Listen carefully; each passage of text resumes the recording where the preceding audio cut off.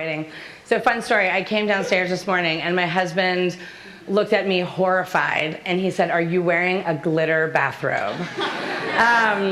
And I was like, first of all, you can't give a talk about unicorns without a little sparkle.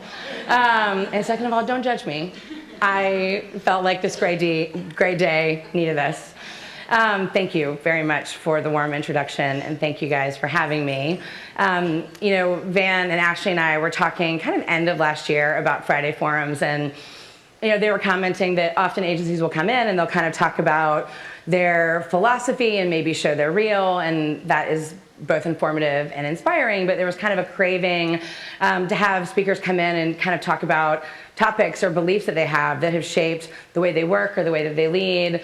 And so I told these guys that I had been kind of like incubating some content last year for my teams that I led that was really kind of bubbling up as my philosophy on creative cultures. And so I thought that might be good to share if you guys are game. So my talk is called Kill the Unicorn. So the best, worst piece of advice I ever received was fake it till you make it. And I kind of grew up at the Martin Agency, so this is a bit of a homecoming for me. I did not study advertising. Advertising was not on my radar. I rather serendipitously ended up there. And then immediately it was like, I don't know how I got in here, but I don't want to leave. I was surrounded by people who were glittering and intelligent, and I did not feel like I belonged. I did not feel like I was good enough. I did not feel like I was smart enough. But I was like, I can work really hard, and I'll just fake it, and that's what I'll do, and then eventually, hopefully, I will catch up, which led to about like a decade of hiding. Where you're like, all right, pretending like somebody would ask me if I could do something, and I'd be like, yep, I know how to do that, and then I would promptly go Google it. And I call it like the best, worst piece of advice, because on one hand, like it worked out, right? Like it succeeded. But on the flip side, I think about the fact that we are creative beings in a creative industry, and it's worth knowing when I say creative, I am talking much more broadly than the discipline. I think that all of us are here because we have creative ideas, because we are lateral thinkers, because we have original thought. And I know that today, there's a term for this, I wish I'd had this in my 20s, it's called Impostor Syndrome. Actually, the more people I talk to and the more people I lead, the more I think this is just like, I don't know, it's either the malady of our age, or it's just completely universal. But the problem with that is that fear is the death of creativity. And so we come into these spaces and we want to be able to like liberate our thinking and liberate our teams to come up with like, I would say new ideas, but I think if we're really being honest, like there are no new ideas.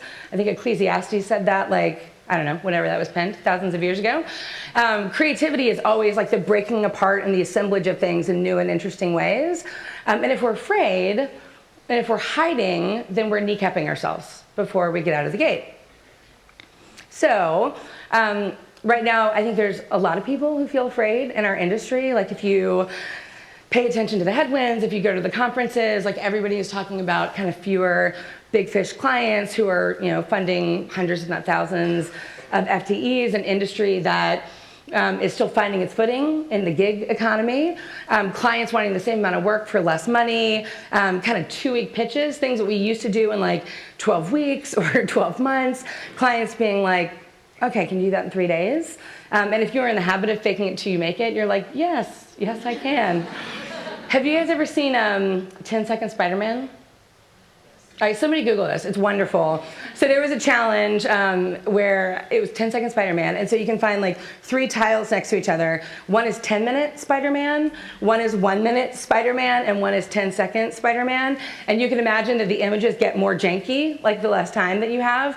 And so when clients come to us and they're like, that thing that used to take you 6 months to do, can you do it in 10 seconds? If we're trying to do the exact same thing in the exact same way, we all start putting out a bunch of 10-second Spider-Mans.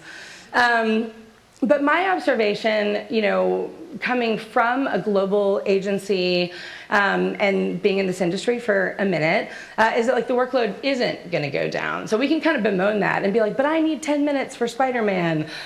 Or we can figure out that we actually have to kind of turn over the table or turn over the paper and reconfigure what we're doing and how we do it.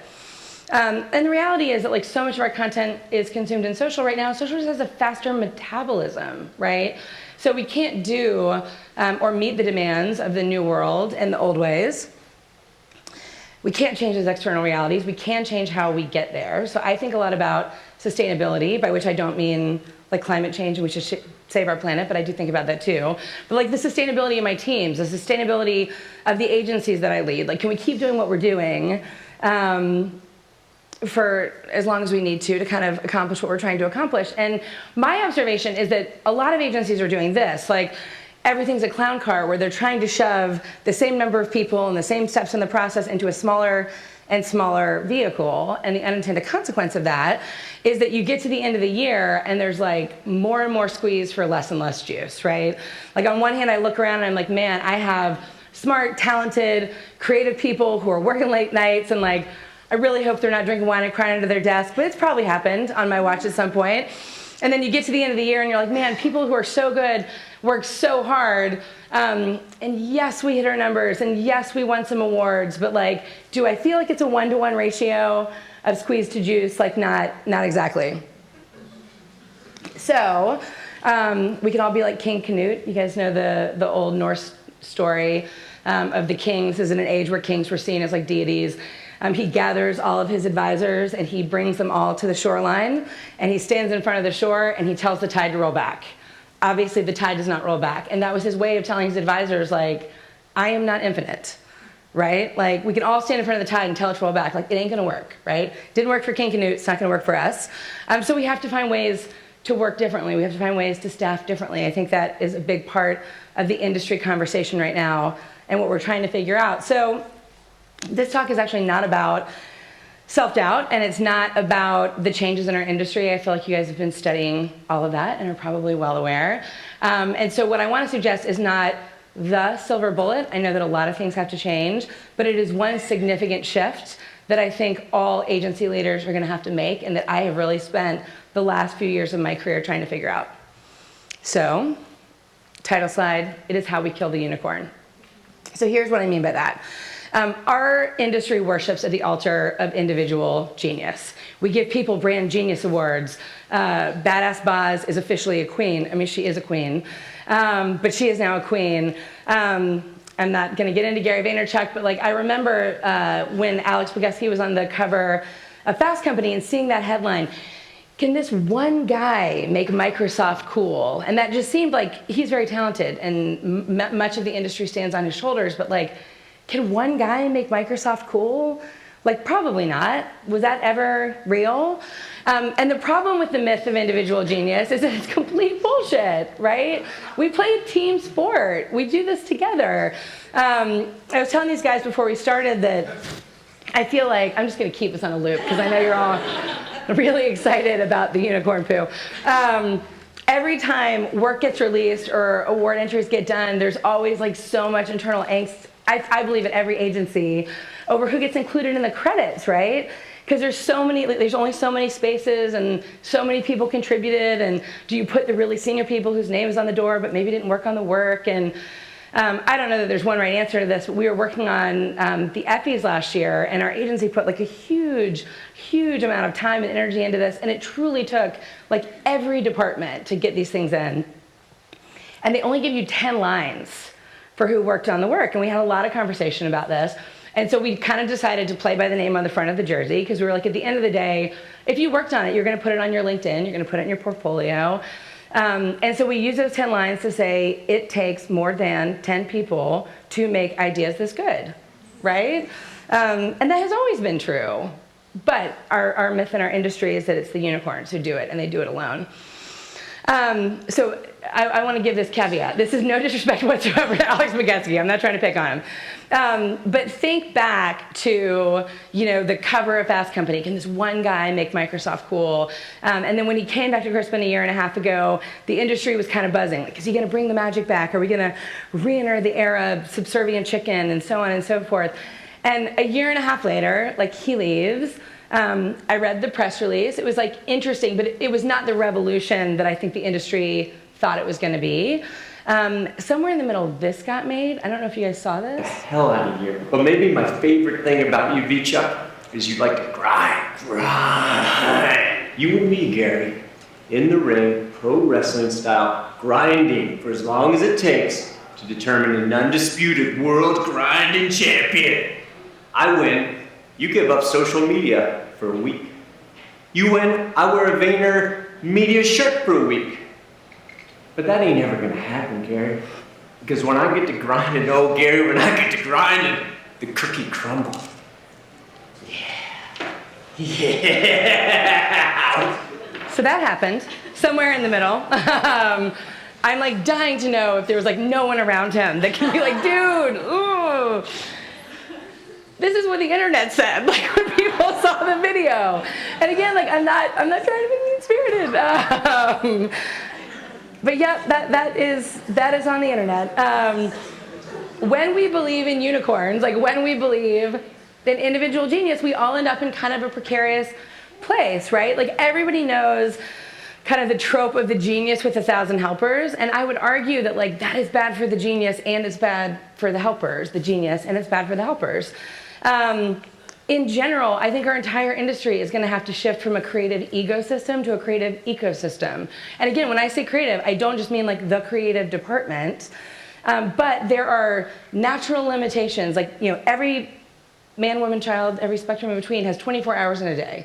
Time is the only resource in which no man is rich or poor, right? We have a finite limit on how much time we have. And if we are working in like these very strict hierarchies, there's just a limit to our capacity and what we're able to do. In contrast, like I would posit that we need to move to cultures that are these creative ecosystems where people are working across and things are kind of bubbling up all over, and it's not built on the cult of a few personalities, but you're creating something that is legitimately bigger than the sum of its parts.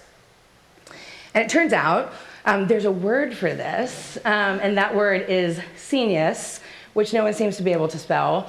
But I am obsessed with this idea, and I cannot claim total authorship of it. I was reading this blog. So Brian Eno, I'll talk about in a minute, is this music maker and producer. He's kind of known as like the father of ambient music. He wrote this obscure blog, which I'll get to. But he mentioned this concept of scenius, and so I immediately started, I'm a planner, so I immediately started like digging in and doing all the research. And one of the things I never thought about is the word genius is rooted in the assumption that it is in the genes of the individual person, that some people have like divine inspiration like in their genes, and from them springs forth, I don't know, greatness, right? Versus scenius is the collective intelligence of a cultural scene, right? It's the communal form of genius. So Brian Eno, who I mentioned, like for those of you who don't know, like he's produced for everyone. He produced for Bowie, he produced for U2, he's influenced like absolutely everyone. And on this blog, he was talking about the fact that he was an art student. And as an art student, he was kind of raised to believe that you had these transcendent geniuses. You had Kandinsky, you had Rembrandt, who just kind of emerged, and from them came this remarkable work. But as he studied this in art school, what he realized is that wasn't entirely true. Like what actually happened is that you sometimes had these very fertile cultural scenes.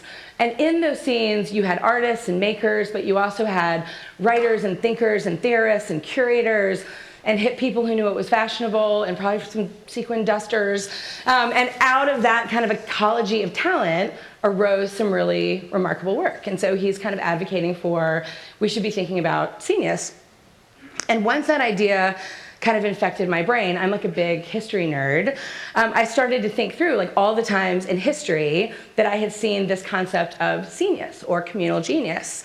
It was like a pair of lenses that started to color all the things that I saw.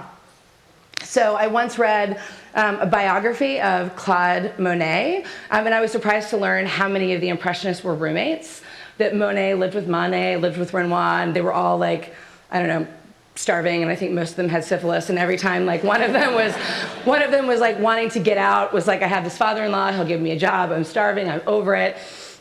His peers, like the people in his scene, would kind of draw them back in, and the biography talked about, didn't have the word scenius, but really this ecosystem of talent out of which Impressionism arose.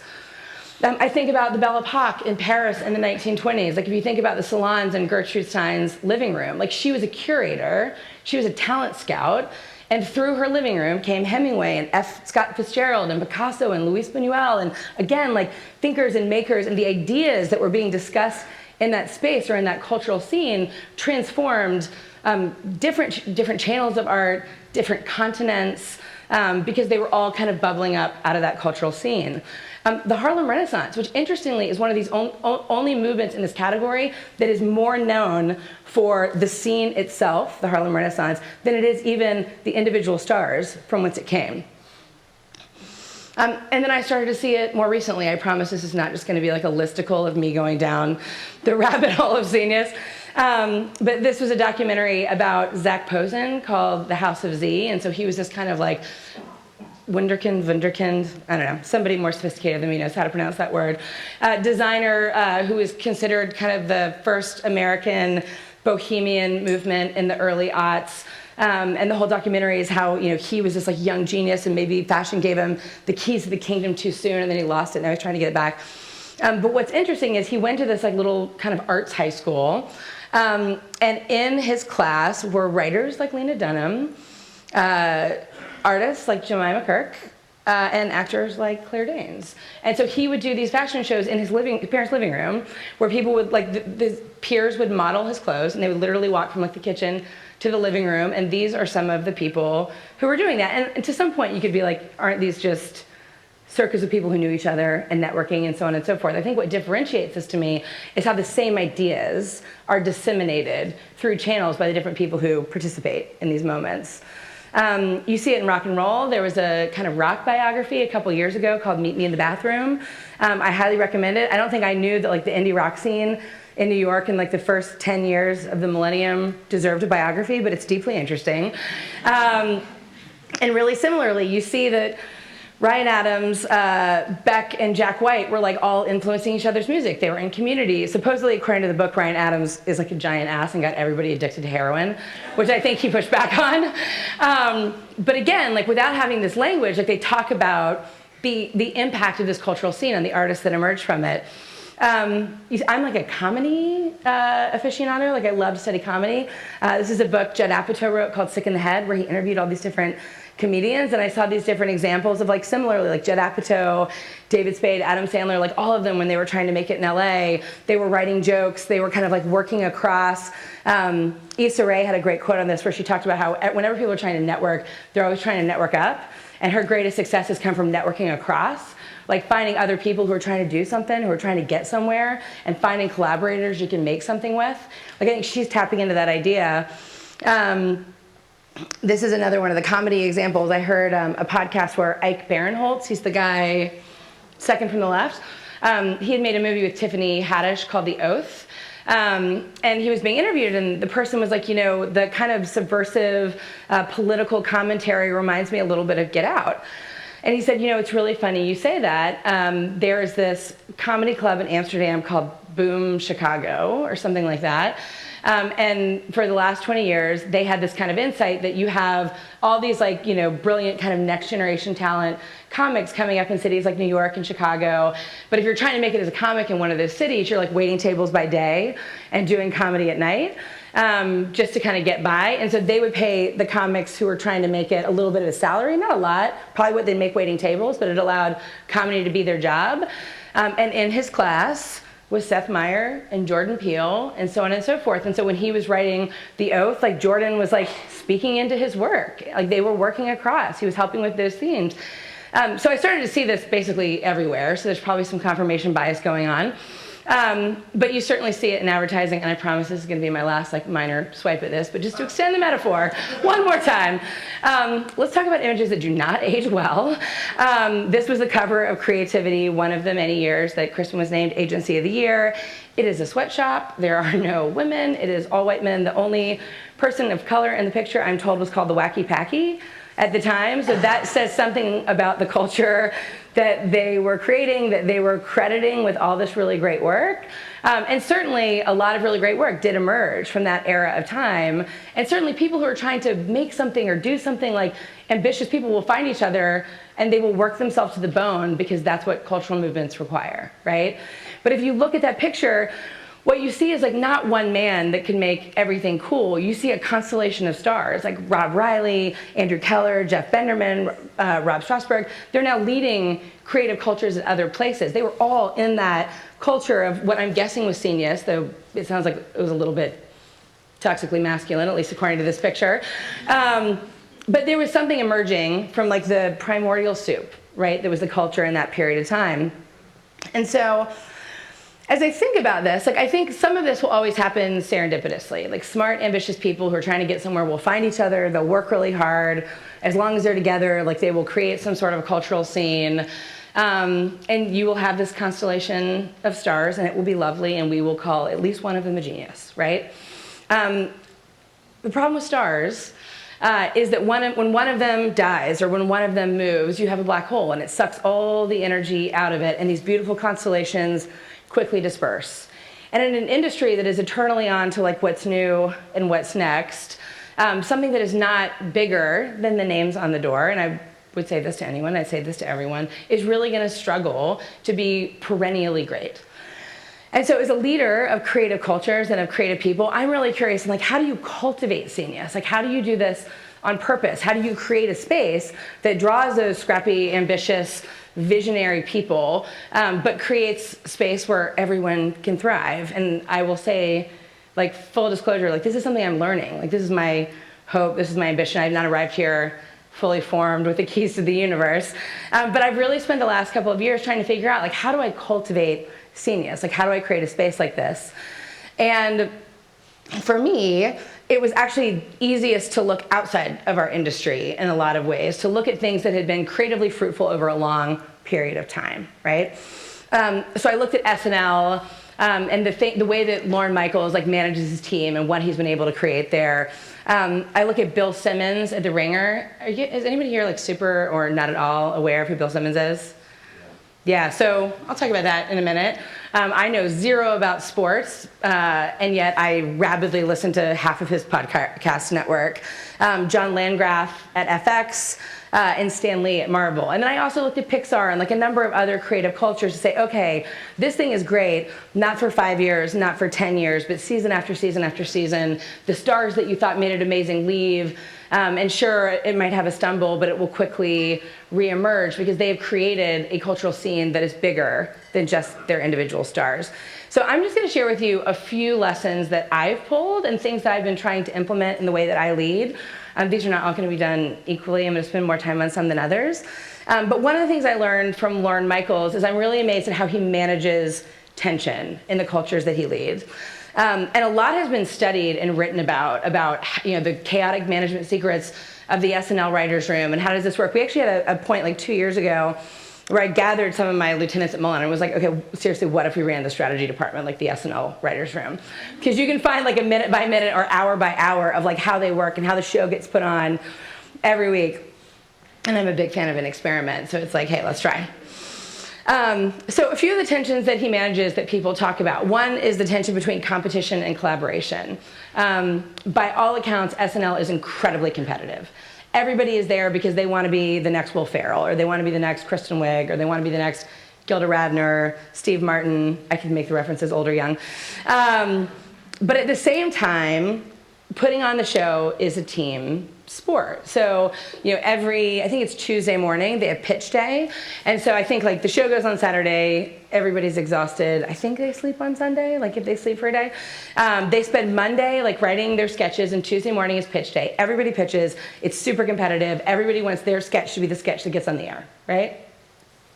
But after they pick the sketches that are gonna go on the air, everybody makes them together.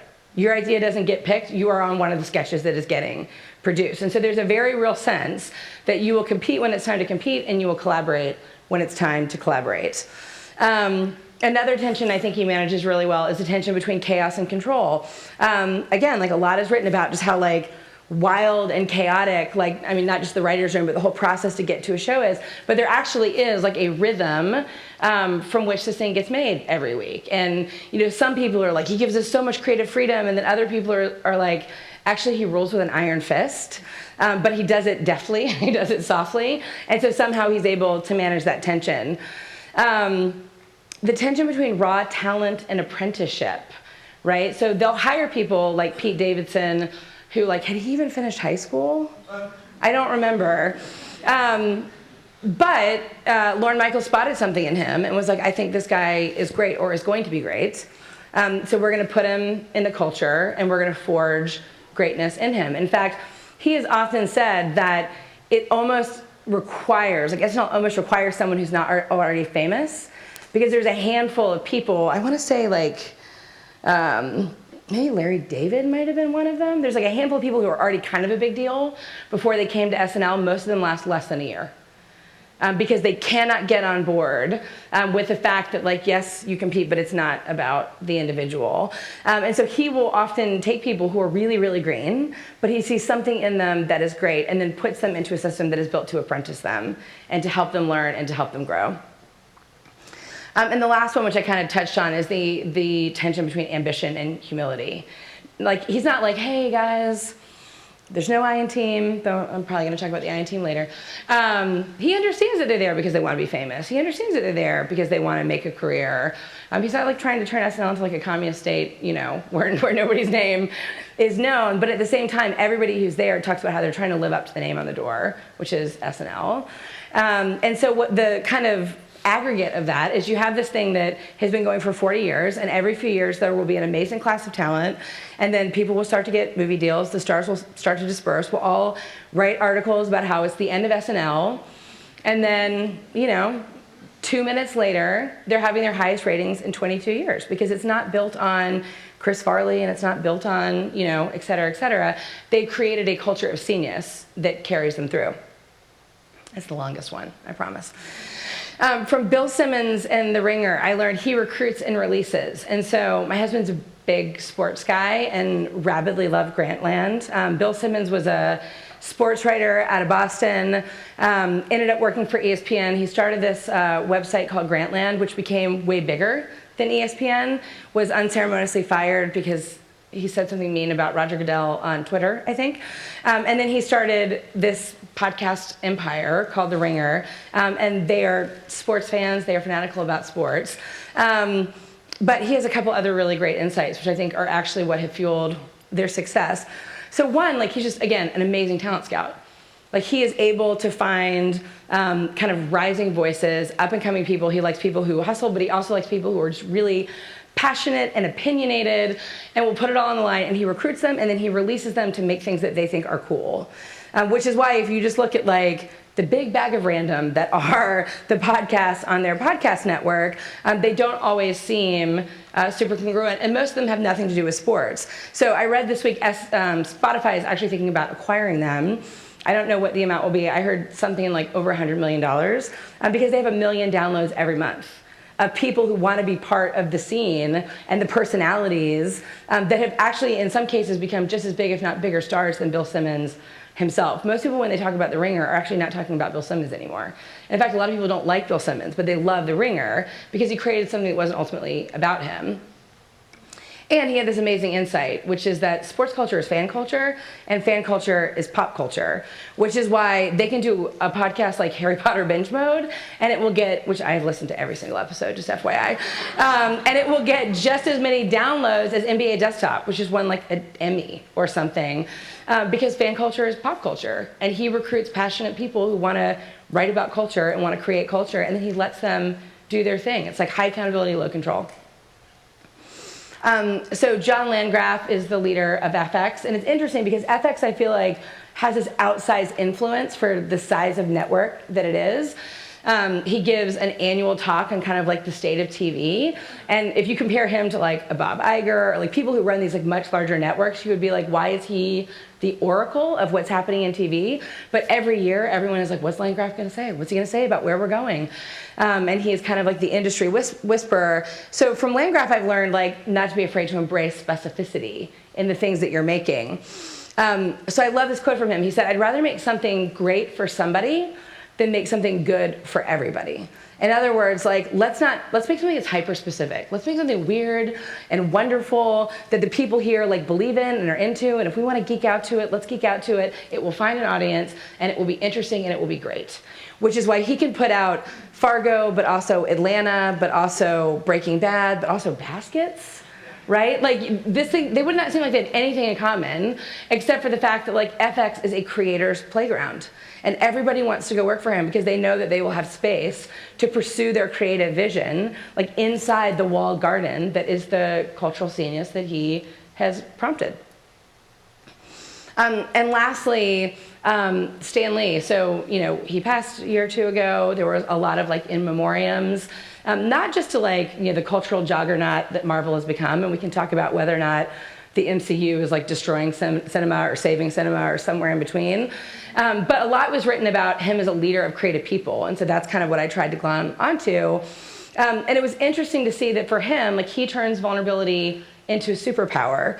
There were a number of things, like this article, Stan's Soapbox, which I won't play, or I won't read in detail because you'd be exhausted, but you can look at later, was him talking about his philosophy of leading creative people. And he would tell the people he worked for, it's okay to be unsure of yourself. It's okay to be different. If you look at the types of characters that came through in the Marvel universe, he was always often taking outcasts and outsiders and turning their vulnerability into a superpower. He talked about the importance of giving credit to others and helping others fight the good fight. There was a strong cultural ethos that permeated the creative cultures that he led, and you can really see it come through in the cultural goods that they produced.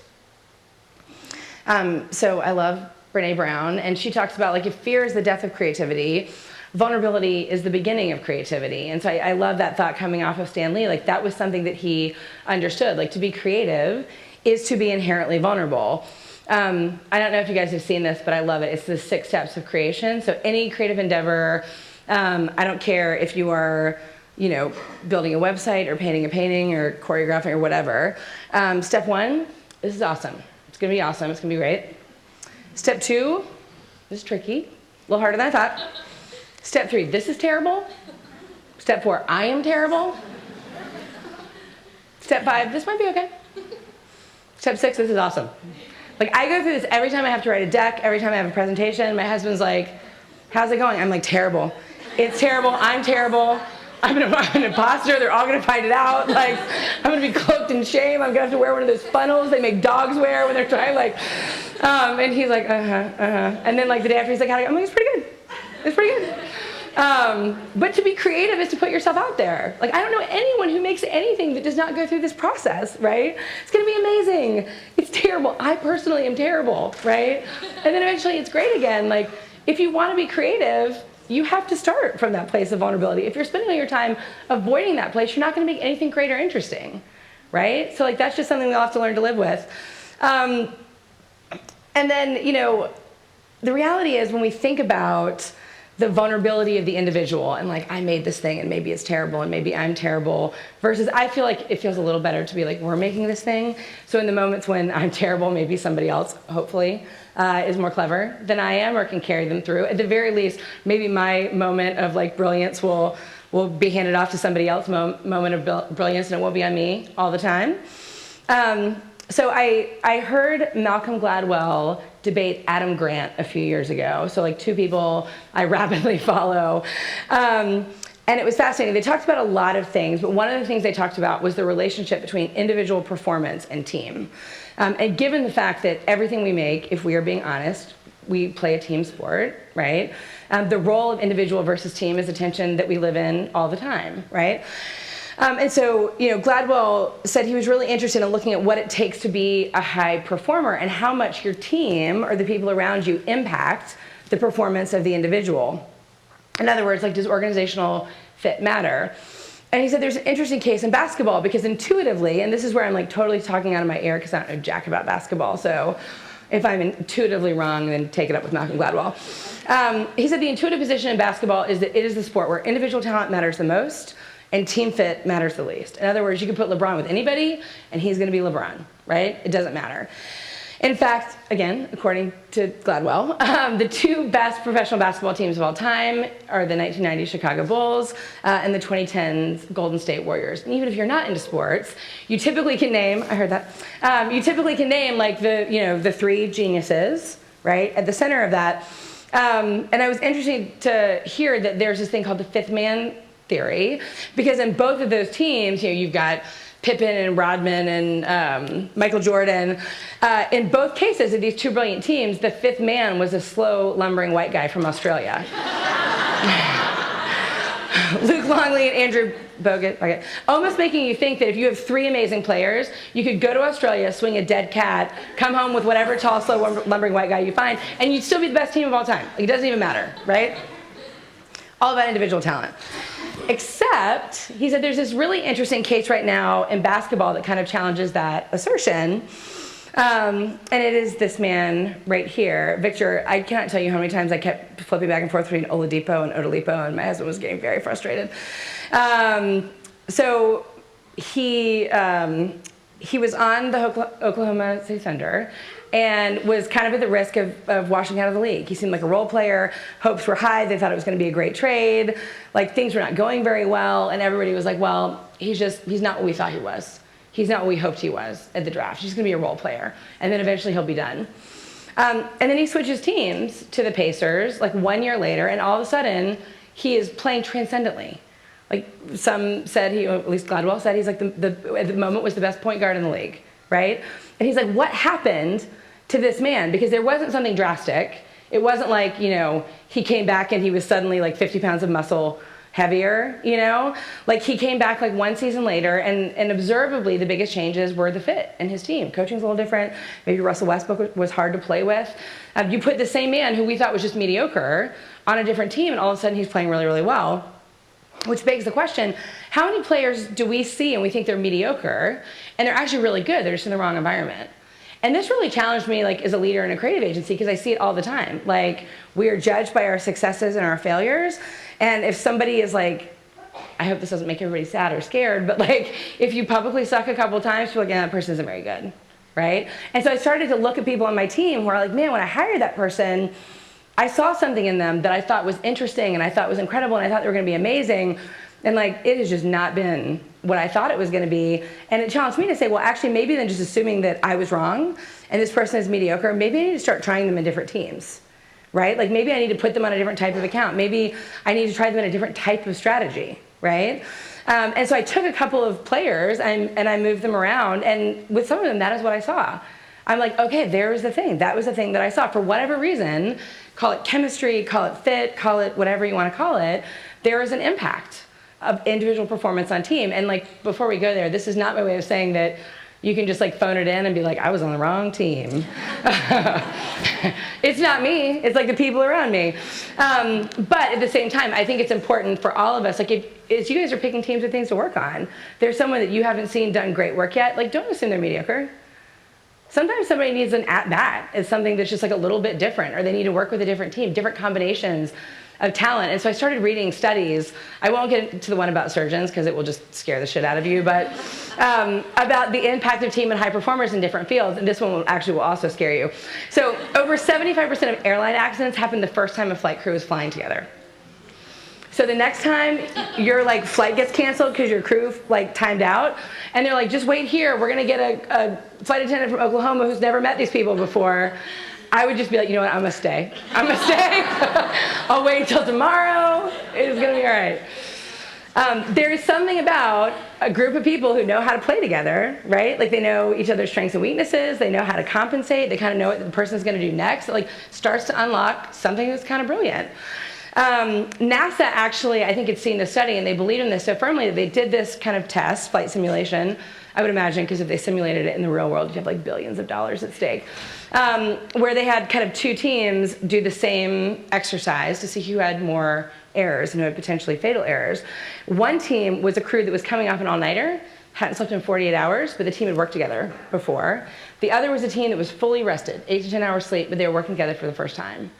The team coming together for the first time made more errors than the team that hadn't slept in 2 days. Like, there's something really, really powerful about the power of team when you figure out how to make it click, when you figure out how to make the person across from you the best version of themselves, and not just figure out how to make sure that your individual contribution is great. So all that is to say, I think there's some magic between the I and the we. I'm not going to go all the way and be like the I doesn't matter. I think the I matters very much. But the really great things happen when we kind of live in the space in between. So that was one of the reasons I was really excited to come back to the Martin Agency. The Martin Agency's stated mission is that we fight invisibility. And I think in an industry that is all about elevating the few at the expense of the many, the ability to like champion the many to make more great things was something that I was really excited about.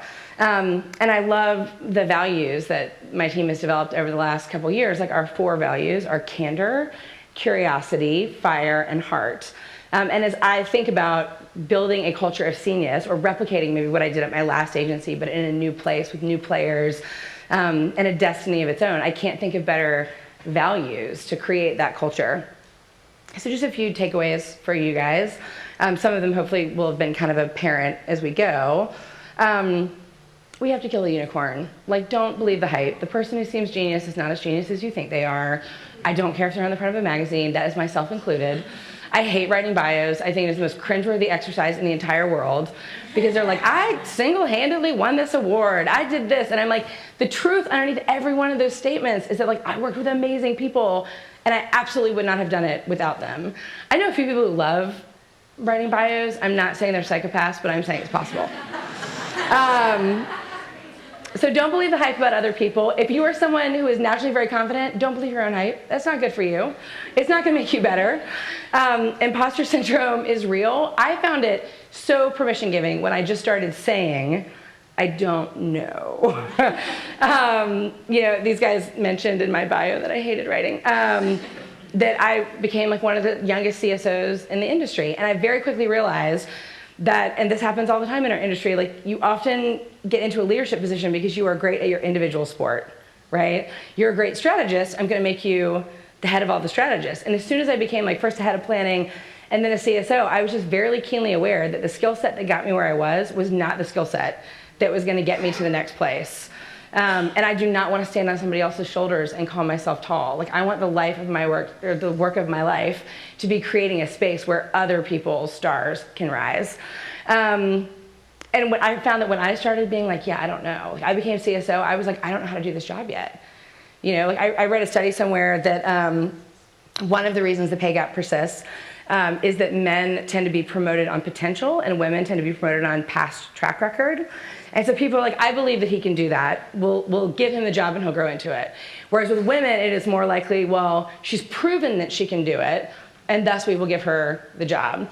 And one of the things that doubles down on that is that men, again, statistically, right, will raise their hand when they feel 60% qualified for an opportunity, and women, statistically, will not raise their hand until they feel 100% qualified. So it's like we feed into it ourselves. And so I read that and I was like, I don't know how to be a CSO. I think you should give me the job. And I will work very hard and I will try to learn to be a very good CSO. And I'm a few years into it, and now my second agency, so hopefully it's worked well. But when I started just being honest, like, I don't have all the answers, like, I am not a glittering image, I found it created space for the people on my team and the people around me to do the same thing, so then they could start hiding or stop hiding, and we could spend way more time, like, actually making beautiful things together, which is why I'm here. It's what I want to do. Third, find your people. Like, I know you guys work in different combinations. On one hand, I think that's actually really amazing, because over the course of your career, you're going to work with different combinations of people. And if something isn't clicking here, sometimes it's good to try something over there. But when you find a team that really, really works, like, embrace the team sport. Like, lean into it, make each other great, and learn to develop a great unit. And finally, possibility requires generosity. I always wonder how much more work we would get done if nobody cared about credit. And again, like, I know there's tension between I and we. I'm not saying don't worry about credit, but, like, one thing that I encourage my teams, one thing I encourage my children, is to be generous with credit. Like, my daughter's giving a class presentation today with, like, 4 other people, and I was like, let other people talk. And she was, like, very enthusiastic. She's very entrepreneurial. She did a ton of work, and, like, not to be a scene stealer, but I could see her, like, rolling up there, like, steamrolling everybody else. And I was like, be generous with credit. Like, if somebody else contributed an idea, like, be the person who's like, you know what, this is really interesting. She came up with that. This is where I got that person from. Because again, I think if we can start working from a place of abundance rather than from a place of scarcity, then we will make cultural goods that are more significant, more interesting, and more beautiful. So that's what I've got. And then if you want to ask questions. There you go.